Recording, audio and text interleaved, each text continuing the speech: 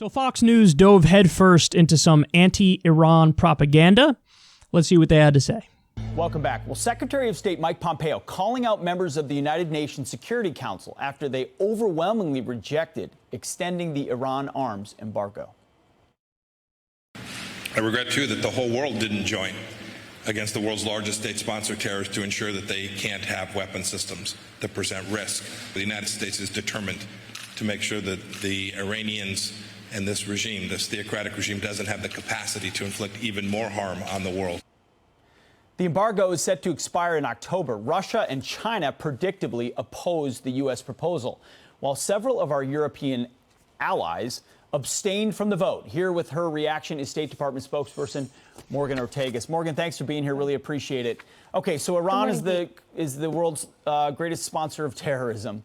We had an arms embargo. The United States says, let's renew it because it makes sense. And almost everyone is against us or abstains. Why? Yeah, there was a real lack of moral courage at the UN Security Council on Friday night. This is a 13-year arms embargo, or even longer potentially, and this has lasted through Republican and Democrat administrations. This is something that the world at the UN Security Council has recognized is needed. And why is that, as you said in your intro? Because Iran is the leading state sponsor of terrorism. So just so your viewers know, Pete, what the world, which those countries represented at the Security Council decided to do on Friday night was to quietly abstain in order to allow Iran to now have the ability in October to purchase conventional weapons from China and from Russia. Now, mind you, there's a lot of people who were against this, namely Israel, namely the countries in the GCC, the Gulf Cooperation Council. These are the countries that are directly affected by the malign behavior of Iran in the region, the countries who are susceptible to being attacked with these conventional weapons because Iran is the leading state sponsor of terrorism, said, please don't do this.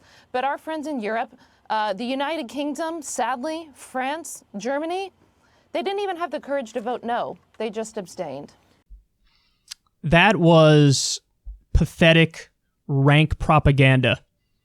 I mean, that's doing the bidding of the neocons, doing the bidding of the security state, Pentagon, CIA. I mean, it's pathetic. So let's run through it. First of all, they keep repeating this, and they've done it for a long time now. Iran is the largest state sponsor of terrorism. They never tell you how. They never give you the metric, because that's bogus. That's just totally not true. There's a better argument for Saudi Arabia being the largest state sponsor of terrorism, because they build, radical madrasas all over the place, pushing their Salafist, Wahhabi, fundamentalist version of Islam. And, Saudi Arabia are the key exporters of that ideology.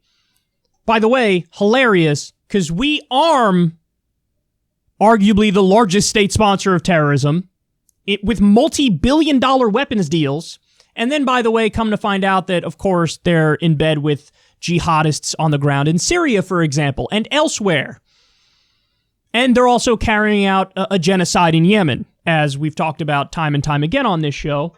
Unfortunately, this is not something that the rest of the media likes to talk about almost at all. So we arm the largest state sponsor of terrorism, and we're whining because of an arms embargo is expiring for Iran. Now, stop and think about that. So there's a conventional weapons arms embargo that's expiring, and we're mad that some other countries were like, yeah, we're not going to re-up it. We pulled out of the nuclear agreement with Iran. We pulled out of it. We had an agreement. We pulled out of it. Then we bombed a top military commander, Soleimani. And we also bombed them in a couple different places. So when we broke the agreement and we bombed them, why on earth would they ever agree to an arms embargo after that? Because just, how they always say about Israel, Israel has a right to self-defense. Does Iran have a right to self-defense? Or is it, by definition, never self-defense if it's an official U.S. enemy, an official baddie that we're dealing with? They never have a right to self-defense, because we're going to define what they do all the time as offensive, even if it's not. Even if it's not. And by the way, it's not. We're the ones who violated the nuclear agreement, and then we also bombed them, and then we turn around and get mad and cry because an arms embargo is expiring. And they're like, no, we would like conventional weapons because we would also like to defend ourselves. And by the way, these are the same people, these same Fox News hosts are crazy about the Second Amendment. And they think the more guns there are, the more peace there is, because you reach a point of stability if everybody's armed. Now they're arguing for effectively the opposite on the national stage. Certain people are so bad that they can't even have the weapons. Interesting. Does that work for individuals too? No. Individuals, everybody can have the weapons. But on the national stage, I'm against what is effectively a Second Amendment on the national stage, and I want to disarm actors who I find to be beyond the pale. Now, by the way, another fact that nobody really likes to bring up is that we're sanctioning even medicine going into Iran. So they have medicine shortages, and some people are dying as a result of that. So we're sanctioning medicine, we're bombing them, and then we cry because the arms embargo is running out and people don't want to re-up it. Listen, you can't take the U.S. seriously with these absurd moral lectures because as we arm the actual number one state sponsor of terrorism, we cry about a country that's not the number one state sponsor of terrorism maybe getting weapons. Guys, we had Saudi Arabia on the Human Rights Council.